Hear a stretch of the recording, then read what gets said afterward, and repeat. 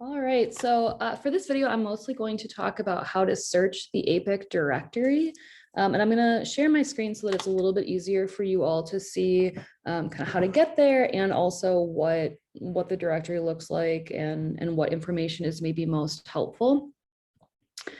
So in terms of kind of how to find the directory, I mean, I recommend obviously bookmarking the directory once you go to it once, but I frequently just Google APPIC directory. And if you click on this, and then you click on directory and APPIC directory search, this is what will come up. And so there is login stuff up here. You don't have to log in to be searching for it.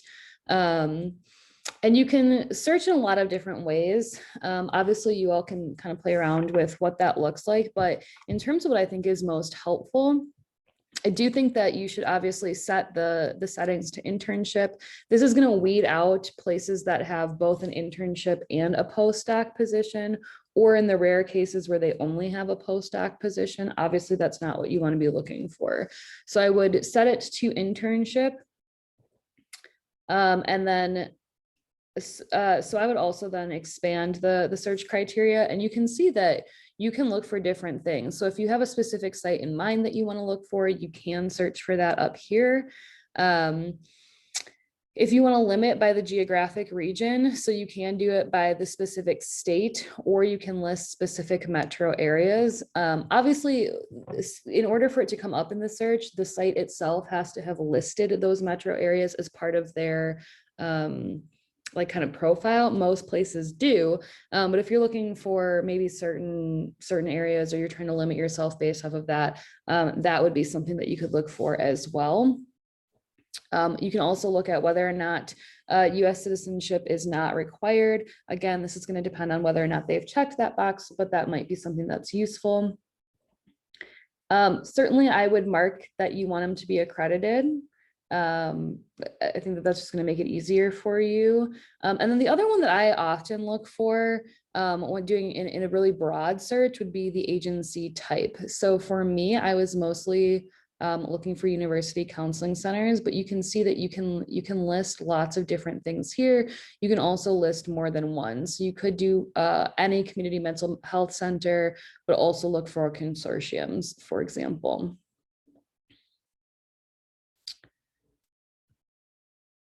So if you search, which this is going to be a longer list with community mental health, as well as the consortiums. But once you search, and it's done thinking, and it'll bring things up here. You can see that it gives you a pretty comprehensive list. I guess this is actually not that long. So this one is only 55 programs. One of the things that you can do is you can download the results in Excel. So this is particularly helpful if you want to be able to just save your own notes. So for me, I did look for university counseling centers. I downloaded the results, and then I added extra columns, and within those extra columns, I had notes to myself in terms of, what I thought of the particular site, if I had visited their website, what I thought of that, etc. I mean, I tend to be very organized, so I had it color coded as well to make things easier. But so this is what it's going to look like when it downloads. Oh, you probably can't see this yet. It brings up an Excel spreadsheet. You're going to want to add additional information. In terms of the information within the particular sites, we'll go to Cherokee, because I actually am familiar with this site. There's lots of information that's in the directory, and I think some of the information is less helpful, and some of it is really important. So we've already turned on the filter so that it's only showing us internship. Part of what is helpful to know is that it's going to tell you the address of the site. That this stuff is helpful for when you're writing your cover letters later. It'll tell you who the training director is. Again, this is who you're going to be addressing your cover letters to. So that's really helpful. It also shows you the web address for them. So sites that you are maybe particularly interested in, or that you have more questions about, I would start by looking in the directory, but then I would move into going to their actual website, looking at any information they have online. If they have a brochure for internship, you might want to look at that. This is typically where you're going to find more information about rotations that they might have, groups that they might offer, specialization, etc. So a lot of information that I think is really helpful, both in making your decision about where you want to apply, but also in terms of writing your cover letter and really tailoring it to the site. You do want to look at the start date. So university counseling centers typically are going to be around August 1st or the first weekend after the first weekend in August. But for lots of other sites, you're gonna see quite a bit of variability. So this can be really helpful for you to be thinking about, especially if you are if you still need to take a class next summer, for example, or if you are, for whatever reason, unable to move until a certain date, you want to make sure that you're paying attention to the start date that they will expect you to be there, because for the most part, that is non-negotiable. I think that it's useful to look at how many slots they have or how big their cohort class is. It is important to recognize, though, that APPIC typically does not update until sometimes not even October 1st. So even though there's information here, the training director might change. They might shift to a new one for this academic year. The number of applicants that or cohort members that they're going to take may change, especially coming out of a COVID year. Their stipend might change. Typically it goes up, but things to kind of be thinking about. Obviously they have the stipend listed here. You do want to be thinking about that. But like I said, it might not be as up to date. A lot of your benefits are going to be the same. I think it's helpful to maybe look at what their benefits are that are listed, but this was not a big deciding factor for me, although certainly there is privilege in being able to say that. I just found that so many places list the same things. The other things I think can be really helpful to look at, eventually you'll really want to look at their interview process description. So for some of you, this is helpful to think about whether or not you want to limit how many places you are applying that will require an in-person interview. University counseling centers typically do not. Obviously, because of COVID, everywhere really did last year, or most places did. And so I think that we're all kind of waiting to see whether or not hospitals, VAs, academic settings, et cetera, whether they will continue to require in-person interviews, or whether or not they will, shift that. This is also something that we'll talk about as we kind of get further into the process, being able to really plan around your interviews. But at this point, when you're just searching, not as important. You can see here whether or not US citizenship is required for the site. So something also to be thinking about. Most places do require that your comps have been passed prior to the application deadline. Most places do not require that your dissertation is defended, but they do require that it has been proposed. Again, this is something that you should be thinking about. And then you want to look at the APPIC intervention hours that they require. So the minimum number of APPIC intervention hours, this is anything that is direct. So this does include your individual hours, group hours, couples, outreach, etc. And if they have assessment hours required, you want to look at that minimum number. In my experience, if they list a minimum number, that is the minimum number. Now, COVID did make this a little bit different. So if you are really close to that hour, you could potentially reach out to a site and ask them. The other thing that I will say is that you get conflicting advice about this, but many places will say that the minimum number of APPIC intervention hours is what is required prior to your start of internship.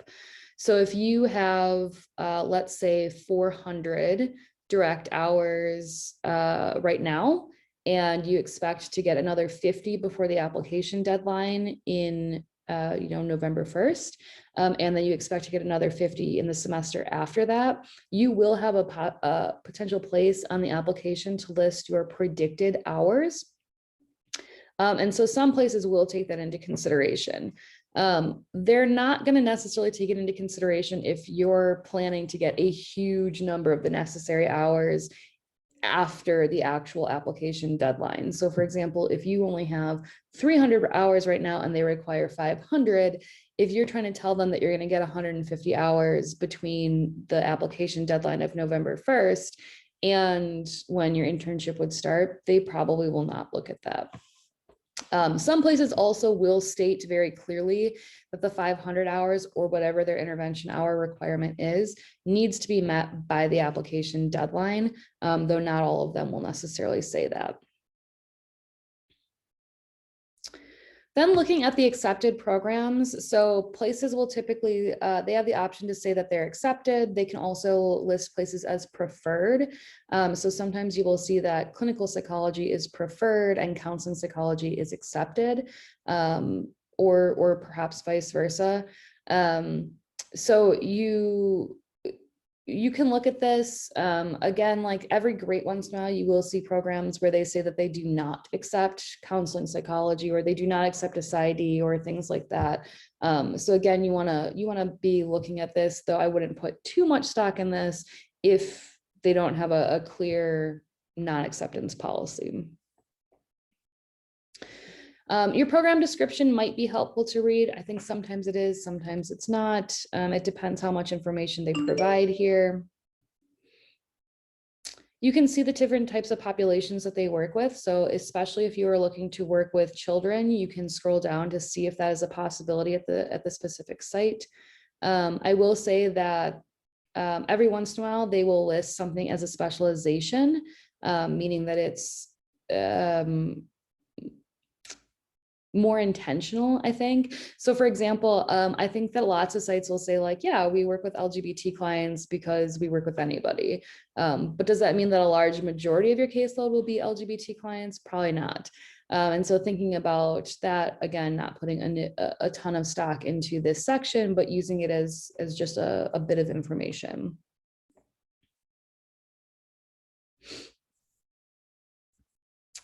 And then, so some of the, I think that the rest of this area, you can look at that, but one of the things that I think is really helpful is to look at their statistics for applicants versus cohorts for the past few years. So you can see how many people completed applications and then how many were invited for interviews. This gives you a good sense of the ratio. Basically, no matter how many applications they're getting, they're mostly going to interview around 30 people. So that's helpful to know. You can see too that their number of applications has trended down in the last couple of years. That doesn't necessarily mean anything. Sometimes they trend up, and again, you want to be thinking about if they're a particularly competitive site. For example, some sites might have a couple hundred of applications and only be interviewing 30. If that is the case, you want to really balance where you're applying so that you have some sites that you're applying to that are perhaps more competitive and some that are less competitive, so that you're kind of balancing them out. They pretty consistently taken 5 interns, so their cohort number has not changed. You can see that they frequently take folks from PsyD programs.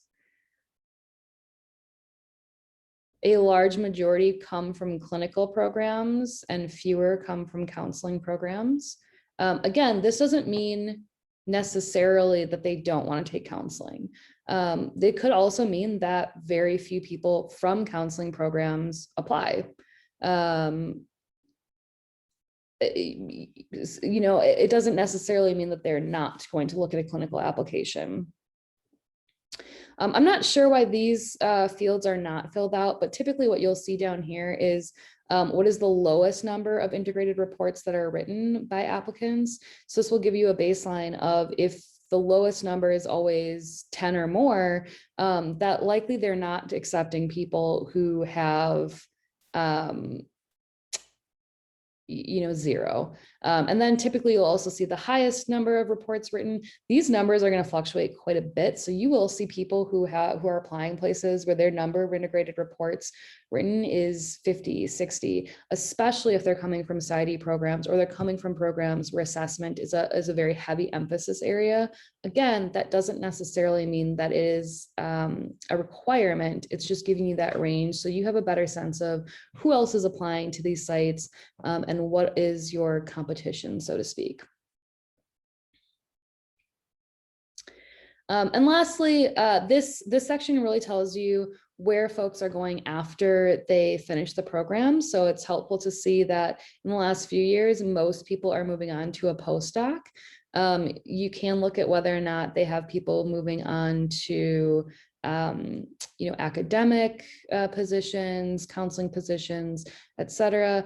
Again, doesn't necessarily mean that that's necessarily what happens. But I think that, for example, if you're applying to university counseling centers, it's really helpful to look at some counseling centers tend to really emphasize and be supportive of folks who want to go into academic positions, and some are less so. And so looking to see, oh, have you had applicants in the past who did go onto those academic positions? I think that can be really helpful. So that's kind of what I look for in these particular areas. And then, I often then go to the specific website. So when you're thinking about that, when you go to the website, you want to see really any information about the site overall. So if there are certain things that you're really interested in, that's what I would be looking for. I might look to see whether or not sites allow me to supervise other students.